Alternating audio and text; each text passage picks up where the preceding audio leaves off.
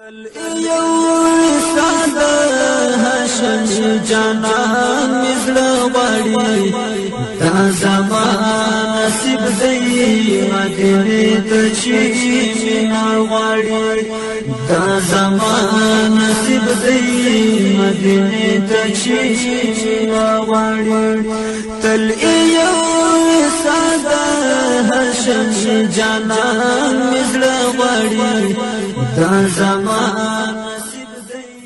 بسم الله الرحمن الرحيم الحمد لله رب العالمين حمد الشاكرين الصلاة والسلام على سيد الأنبياء والمرسلين سيدنا ونبينا وشفيعنا ومولانا محمد وعلى آله وأصحابه الطيبين الطاهرين. قدرمن اوریدونکو د ژوند د لارې د خپرونې مینوالو السلام علیکم ورحمت الله وبرکاته. ستاسو روغتیا او خوشحالي د پاک رب نه غواړم په دې هیله چې د صحت او عافیت جامې پر تن ولرئ او خوشحالي مو په برخه وي. دا دی زه محمد یاسین فهیم د ژوند د لارې د خپرونې په وړاندې کولو کې ستاسو په خدمت کې یم. زموږ د نن ورځې د خپرونې موضوع بیا هم جنتي صحابه او صحابیات. درنو اوریدونکو، حضرت ام حرام رضی الله تعالی عنها یوه هم د هغو مبارکو صحابیاتو له جملې څخه ده چې نبی کریم صلی الله علیه وسلم هغې مبارکې ته د هغې په ژوند کې د جنت زیری اورولی دی. ام حرام رضی الله تعالی عنها فرمایي چې نبی کریم صلی الله علیه وسلم وفرمایل أول جيش من أمتي يغضون البحر قد أوجبوا. قالت أم حرام قلت يا رسول الله صلى الله عليه وسلم أنا فيهم؟ قال أنت فيهم. ثم قال النبي صلى الله عليه وسلم أول جيش من أمتي يغضون مدينة قيصر مغفور لهم فقلت أنا فيهم يا رسول الله؟ قال لا. نبی کریم صلی الله علیه وسلم وفرمایل زما د امت هغه لومړني لښکر ته چې په سمندر کې به جهاد کوي جنت واجب دی. ام حرام رضی الله تعالی عنها فرمایي کله چې ما دا خبره د نبی کریم صلی الله علیه وسلم د مبارکې خولې نه واورېدله نو ما نبی کریم صلی الله علیه وسلم ته وفرمیل ای د الله رسوله زه پکې یم؟ نبی کریم صلی الله علیه وسلم وفرمیل هو ته پکې. بیا یې وفرمایل زما د امت هغه لومړني لښکر ته چې د قیصر روم په ښار کې به جهاد کوي بخښنه شوي. ما وویلې ای د الله رسوله زه پکې یم؟ نبی کریم صلی الله علیه وسلم وفرمیل نه ته پکې نه. نو دا خبره چې نبی کریم صلی الله علیه وسلم حضرت ام حرام رضی الله تعالی عنها ته کوي چې انت فیهم زما د امت هغه لومړني لښکر ته چې په سمندر کې به جهاد کوي او ته پکې هغو ته جنت واجب دی. نو ام حرام رضی الله تعالی عنها ته د نبی کریم صلی الله علیه وسلم له طرفه د جنت زیری دی. حضرت عبدالله بن عبدالرحمن انصاری رضی الله تعالی عنه فرمایي چې له انس بن مالک رضی الله تعالی عنه نه مې واورېدل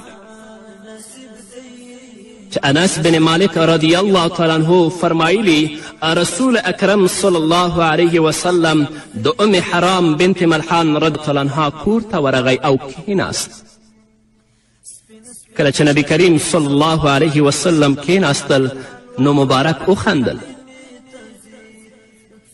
ام حرام رضی الله تعالی عنها نبی کریم صلی الله علیه وسلم ته وویلې ای د الله رسوله ولې خاندې؟ نبی کریم صلی الله علیه وسلم وفرمایل زما د امت د هغو کسانو مثال چې په شنو سمندرونو او په شنو سیندونو کې به جهاد کوي داسې دی لکه پر بندیانو چې یو پادشاه ولاړ وي. ام حرام رضی الله تعالی عنها نبی کریم صلی الله علیه وسلم ته وفرمایل ای د الله رسوله دعا وکړئ چې زه هم له همدې کسانو وشمیرل شم. نو محمد رسول الله صلی الله علیه وسلم دعا وکړه چې الله دې موږ له همدوی نه وګرځوي.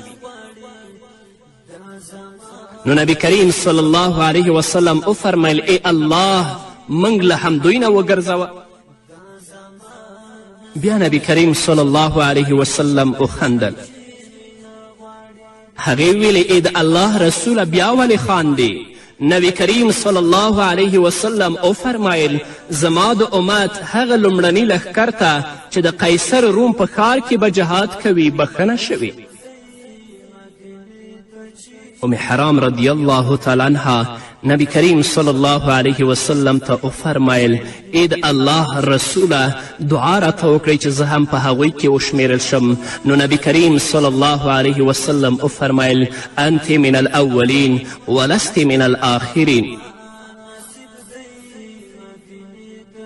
ته په لومړنیو کې په وروستنیو کې نه. حضرت انس رضی الله تعالی عنه فرمایی بیا عباده بن صامت رضی الله تعالی عنه له ام حرام رضی الله تعالی عنها سره نکاح وکړه او له بنت قرده سره په کشتۍ کې سپره شوه. کله چې له سفره راستنه شوه په خپل سپرلۍ سپره شوه نو سپرلۍ یې ټوپونه پی کړل تر دې چې ام حرام رضی الله تعالی عنها ترې راپرېوتله او وفات شوه. نو د نبی کریم صلی الله علیه وسلم هغه وړاندیونه رښتیا شوه او دا په هغه لښکر کې شامله وه. نبی کریم صلی الله علیه وسلم هغوی ته د جنت زیری ورکړی و. نو د جنت زیری دی ام حرام رضی الله تعالی عنها ته مبارک وي. همدارنګه قدرمنو اوریدونکو هغه صحابیاتې چې نومونه په احادیثو کې نه دي راغلي خو نبی کریم صلی الله علیه وسلم هغوی ته د جنت زیری ورکړی. یوه په هغو کې هغه میرمن ده چې هغه د خپلو دوو وړو ماشومانو سره نیکي کوي. نو نبی کریم صلی الله علیه وسلم هغې ته د جنت زیری اوروي. حضرت عایشه رضی الله تعالی عنها فرمایي چې زه په کور کې ناسته وم. یوه ښځه چې دوه ماشومان یې ورسره وې زما کور ته راننوتله. دا ښځه هم وږې وه او دا دوه ماشومان چې یتیمانې وې دا هم وږې وې. زما نه د خوراک غوښتنه وکړه نو زه په خپل کور کې وګرځېدلم. دوی لپاره مې د خوراک څه پیدا نه کړه صرف 3 خرماوې په کور کې هغه مې راوړې. یوه مې دې مور ته ورکړه او یوه مې د دې 2 ماشومانو ته ورکړه. هغه 2 ماشومو د خپلې خرماوې وخوړلې. کومه خرما چې مور یې خپلې خولې ته پورته کوله چې ویې خوري نو یوې ماشومې لاس ور اوږد که هغه یې د خپل مور نه واخیستله. نو مور هغه په منځ کې نیمه کړه. نیمه یې د یوې ماشومې خولې کې ورکړه او نیمه یې د بلې ماشومې په خولې کې ورکړه. نو کله چې محمد رسول الله صلی الله علیه وسلم راغی ما دا کیسه نبی کریم صلی الله علیه وسلم ته بیان کړه. ځکه د دې مور د فیل نه زه ډېره سخته حیرانه شوم چې ځان یې وږی او نهار پرېښوده او د خپلې د خولې لمړۍ هم د خپلو 2 ماشومانو ته ورکړه. کله چې ما نبی کریم صلی الله علیه وسلم ته قصه وکړه نو نبی کریم صلی الله علیه وسلم وفرمایل ان الله قد اوجب لها بها الجنه او اعتقها بها من النار. بشک الله رب العزت ورته په دې کار سره جنت واجب که او له دوزخ څخه یې آزاده کړه.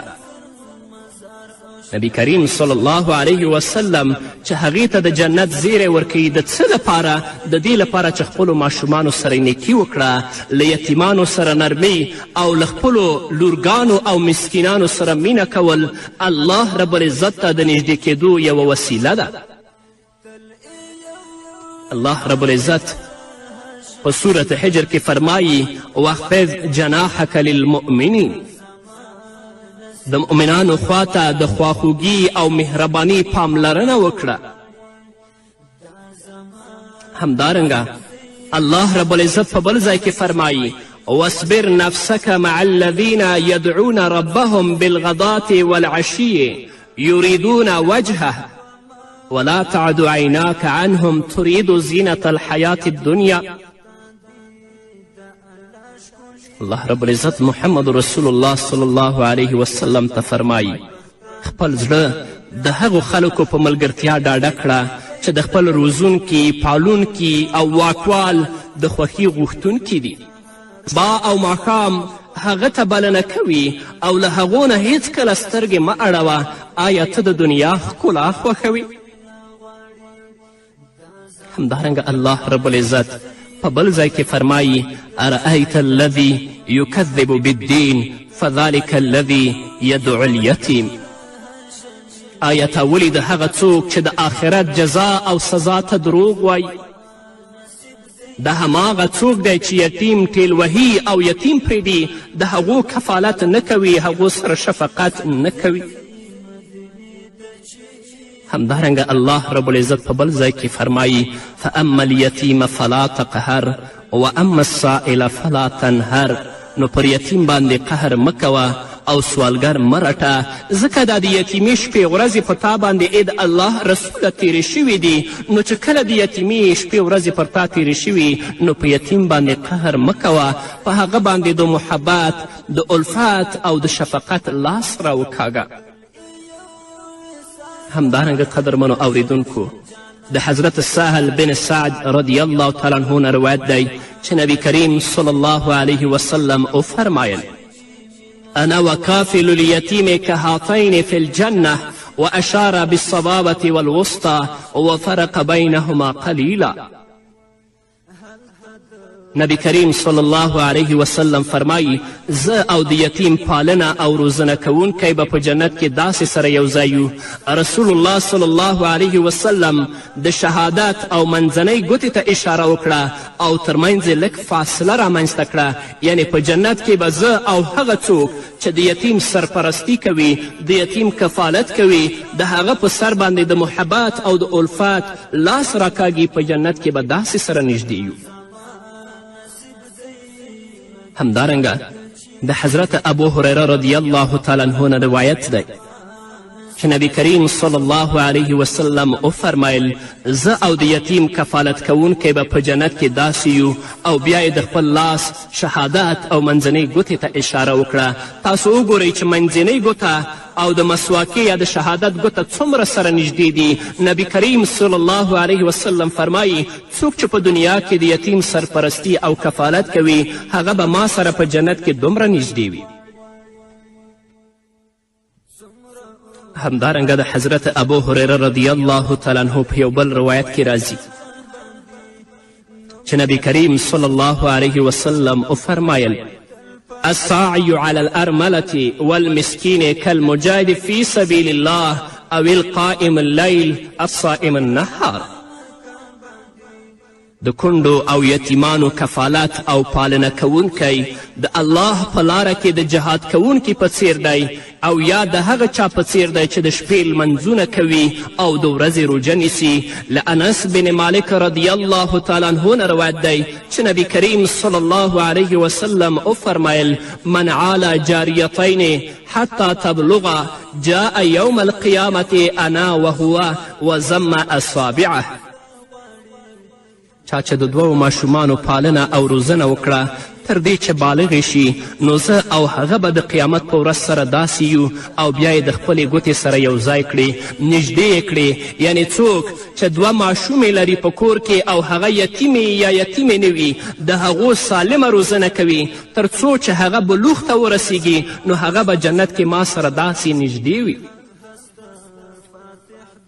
نو درنو اوریدونکو خویندو او ورونو، زموږ او ستاسو په هر کور کې یتیمان شته، کونډې شته. هغه یتیمان شته دی چې هغه ناهیلې دي، د هغوی په مخونو او په سر باندې د ناهیلېتوب او د ناامیدي دوړې پرتې دي. راځئ چې هغو ته لاس ورکړو، د هغوی د مخونو او د هغوی د سرونو نه دا د ناامیدي دوړې وڅنډو، د محبت او د شفقت لاسونه پې کش کړو تر څو چې الله رب العزت په موږ باندې خپل فضل، رحم او کرم وکړي او الله مو د خپل عذاب نه وساتي، الله مو جنت ته داخل کړي. هغه کسان دې د الله نه وویریږي چې هغوی په یتیمانو باندې ظلم کوي. هغه کسان دې د الله نه وویریږي چې هغه په کونډو خویندو باندې ظلم کوي. هغه کسان دې د الله نه وویریږي چې د یتیمانو مال یې تر خېټې لاندې کړی. هغه کسان دې د الله نه وویریږي چې د یتیمانو مال په ظلم، په وحشت او په زور سره خوري. الله رب العزت فرمایي چې دوی په خپلو نسونو کې د جهنم اور اچوي او د جهنم اور خوري. راځئ چې د الله د عذاب نه ځان وژغورو او د الله د رحمت او د الله د مغفرت مستحق وګرځو. دا هله چې خپلو ماشومانو سره نیکي وکړو او نورو مسلمانانو خویندو او ورونو باندې هم د شفقت او د محبت لاسونه کش کړو. په همدې هیله قدرمنو اوریدونکو نور به واورو خو د یوې دمې نه وروسته.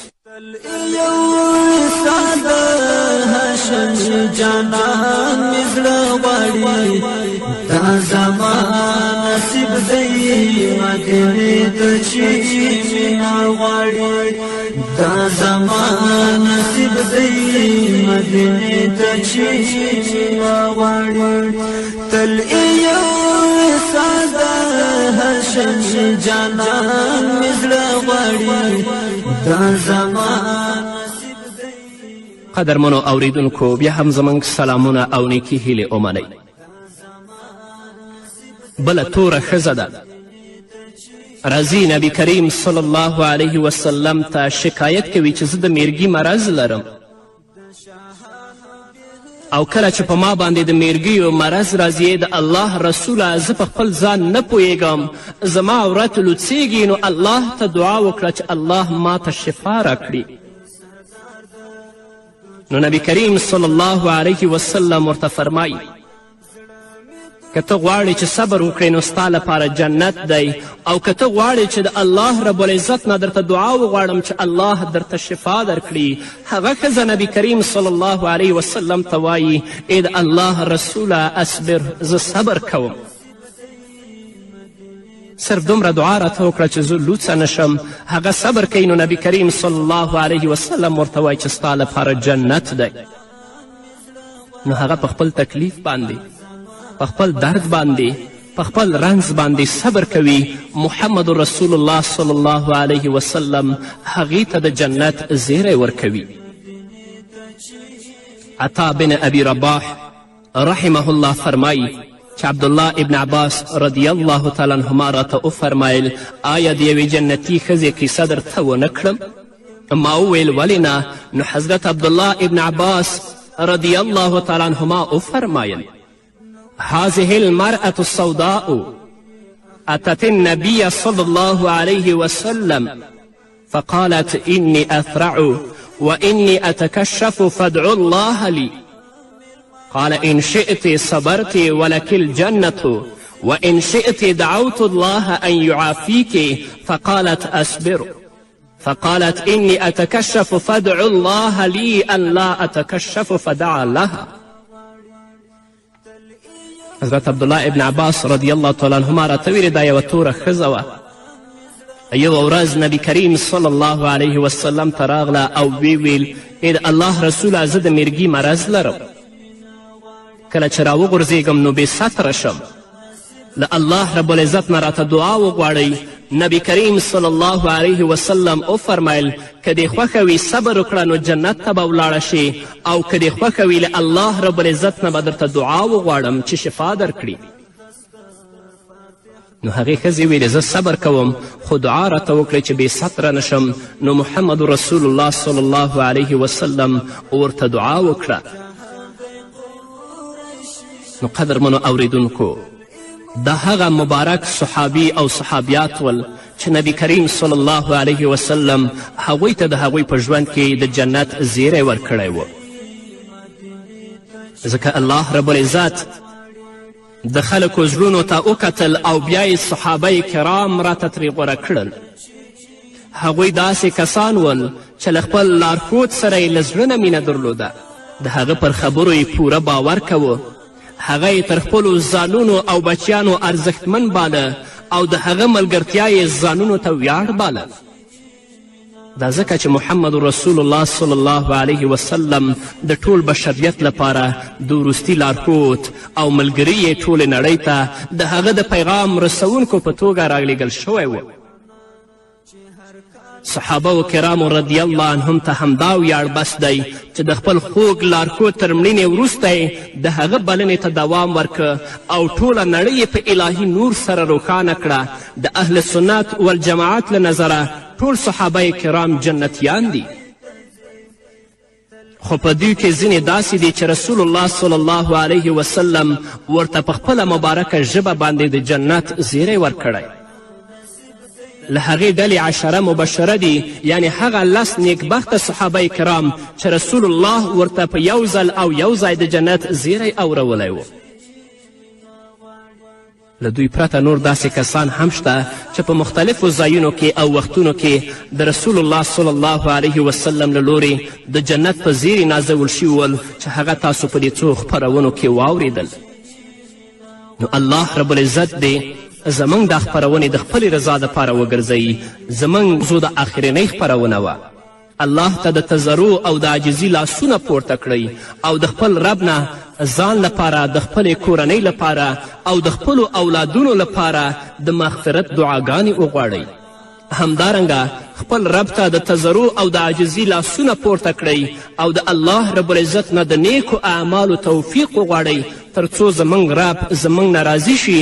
لکه څنګه چې الله هغوی جنت ته داخل کړي دي، الله موږ هم په خپل فضل او رحم او کرم سره جنت ته داخل کړي. د دنیا ژوند درنو اوریدونکو ډیر محدود دی، ډیر لنډ ژوند دی. کله هم د دنیا په ژوند باندې مه دوکه کیږئ. د الله رب العزت پیغام واورئ، د محمد رسول الله صلی الله علیه وسلم پیغام واورئ، د الله په اوامرو او احکامو باندې عمل وکئ، د محمد رسول الله صلی الله علیه وسلم د سنتو پابند شئ. کامیابي په دې کې ده، په بل څه کې کامیابي نشته. نو الله رب العزت دې زموږ دا لږ عمل او دا کمې خپرونې چې د جنتي صحابه او صحابیاتو په اړه موږ تاسو ته وړاندې کړي خپل دربار کې قبول کړي او الله رب العزت دې موږ ته ذخیره د آخرت وګرځوي. ځانونو لپاره هم دعاګانې وکړئ او موږ غریبان هم په خپلو دعاګانو کې مه هیروئ تر څو الله رب العزت ستاسو دعاوې زموږ په حق کې قبول کړي او الله موږ ټولو ته جنت راکړي. په همدې هیله قدرمنو اوریدونکو دا وه زموږ د نن ورځې د دې موضوع آخرنۍ خپرونه چې ستاسو درانه حضور ته وړاندې شوه. تر بلې خپرونې پورې چې زه بیا هم ستاسو درانه حضور ته راځم، تاسو ټول په پاک الله سپارم. پاتې ژوندم نیکمرغه، ښاد، بریالي او کامیاب اوسئ. دا زمان نصیب دی مدینې ته چې څومره اوچت شان د مدني دی پر جهان باندې نوم یې ملایکې اخلي تل په مکان باندې نوم یې ملایکې اخلي تل په مکان باندې دا نیک بخت ده چې جانان په میلمه غواړي. دا زمان نصیب دی مدینې ته چې مینه غواړي. دا زمان نصیب دی مدینې ته چې مینه غواړي. تل یو ساده هاشم جانان مې زړه غواړي. دا زمان نصیب دی مدینې ته چې مینه غواړي. دا زمان نصیب دی مدینې ته چې مینه غواړي. هغه دی رهبر د کائناتو هاشمي نبي، هغه فاتح د ټول جهان د قریش نبي، هغه فاتح د ټول جهان د قریش نبي. تل امام نظر خون مزار اشتار زغړي. دا زمان نصیب دی مدینې ته چې مینه غواړي. دا زمان نصیب دی مدینې ته چې مینه غواړي. تل یو ساده هاشم جانان مې زړه غواړي. دا زمان نصیب دی مدینې ته چې مینه غواړي. دا زمان نصیب دی مدینې ته چې مینه غواړي. سپین سپین کاروانونه چې هر کال و مدینې ته ځي څومره نیک بختان دي د الله ښکلي بیت ته ځي څومره نیک بختان دي د الله ښکلي بیت ته ځي تل عمر په سپین سهار تور شپه غواړي دا زما نصیب دی مدینې ته چې مینه غواړي دا زما نصیب دی مدینې ته چې مینه غواړي یو ساده هاشمي جانان مې زړه غواړي دا زما نصیب دی مدینې ته چې مینه غواړي دا زما نصیب دی مدینې ته چې مینه غواړي تل یو ساده هاشمي جانان مې زړه غواړي دا زما نصیب دی مدینې ته چې مینه غواړي دا زما نصیب دی مدینې ته چې مینه غواړي هلته د خوبانو د شاهانو بهترین جانان خدای سردار د دو جهانو نازنین جانان هلته سردار د دو جهانو نازنین جانان زړه مې د حجاز د شمال هر شیبه غواړي دا زما نصیب دی مدینې ته چې مینه غواړي دا زما نصیب دی مدینې ته چې مینه غواړي تل یو ساده هاشمي جانان مې زړه غواړي دا زما نصیب دی مدینې ته چې مینه غواړي دا زما نصیب دی مدینې ته چې